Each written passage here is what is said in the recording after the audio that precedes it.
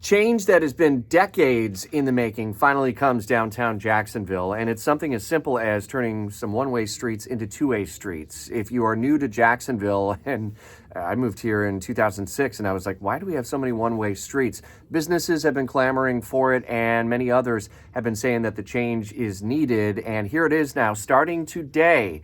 Multiple block stretch of Forsyth and Adams Streets see two-way traffic. We were actually just downtown yesterday. We have family in from out of town, and we went downtown, took them over to Sweet Pete so we could get the kids all hopped up on sugar and everything. And we saw some of the final bits of work happening before it's unveiled and before the two-way streets go live, if you will, this morning.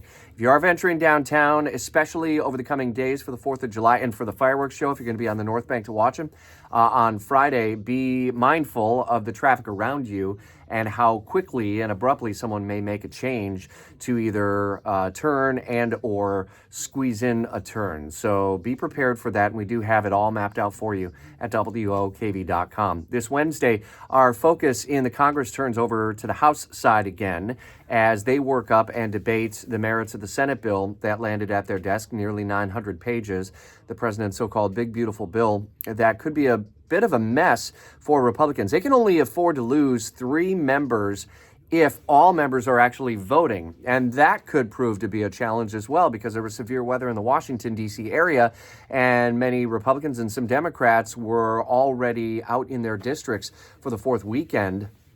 And so they're all scrambling back. So obviously it's a numbers game, and we'll see ultimately if Republicans do have enough to get this through. The president sounding optimistic that it'll land on his desk in time for the July 4th deadline that was self-imposed by Republicans. We're continuing to pour through the amount of money that is added to the debt under this as the Congressional Budget Office continues to provide its analysis, and we continue to hear all sides with their own take on the benefits and the not so good things that come in it, the politics that are in play here in Washington.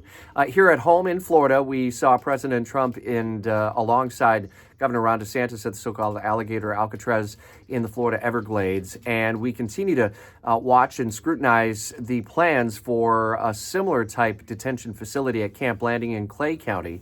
The governor saying it would be about 2,000 beds, and the capability of being able to expand if need be, as well as using the airfield at both Camp Landing and at Cecil Field on the west side. The how and the cost are all coming into focus. And then the reimbursement coming from FEMA is also TBD. We're continuing to follow that developing story after Jake Stofan was in the Everglades yesterday. Put an ear on Jacksonville's Morning News for these and other top stories throughout the day.